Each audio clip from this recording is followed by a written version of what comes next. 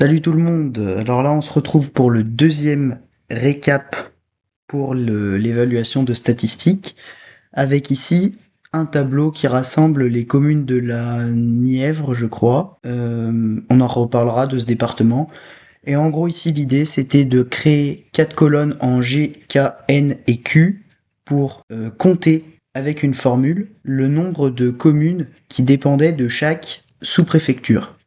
Donc ils sont Château-Chinon, Cosne-Cours-sur-Loire, Clamecy et Nevers. Donc dans l'ordre. Et donc ce qu'on a fait, c'est qu'avec les filtres, à chaque fois, on a sélectionné la ville qui était concernée et ça faisait apparaître que les villes qui en dépendaient, qu'on a ensuite sélectionné comme ça. On les a collés ici, à chaque fois dans les colonnes. Et là, la formule, c'est tout simplement une formule donc égale, comme toutes les formules, nbval pour nombre de valeurs. J'ouvre une parenthèse, je sélectionne la première, à savoir G1, première cellule. Je mets 2 points pour dire jusqu'à, et G72, c'était donc la dernière. Et comme ça me calcule tout seul qu'il y avait 72 communes. Voilà, on a fait ça pour les 4 villes. Et ensuite, on a construit nous-mêmes un tableau avec les 4 villes et le nombre à chaque fois de communes. Et ici, on a rajouté une colonne pour la fréquence, ainsi qu'une colonne pour le pourcentage.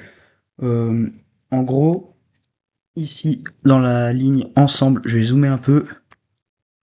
Si j'y arrive, voilà. Ici, on peut mettre une somme, donc égale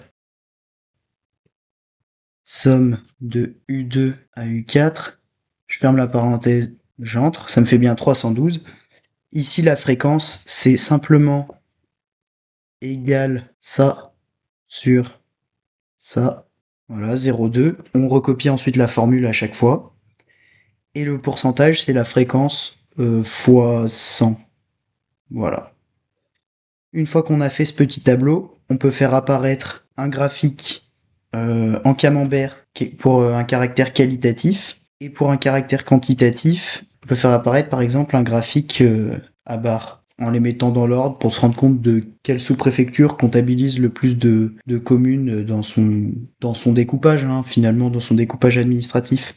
Voilà, donc ça c'était pour le début des graphiques. Et puis quelques formules, la somme, la fréquence et les pourcentages, qui sont des formules relativement simples quand même. Voilà.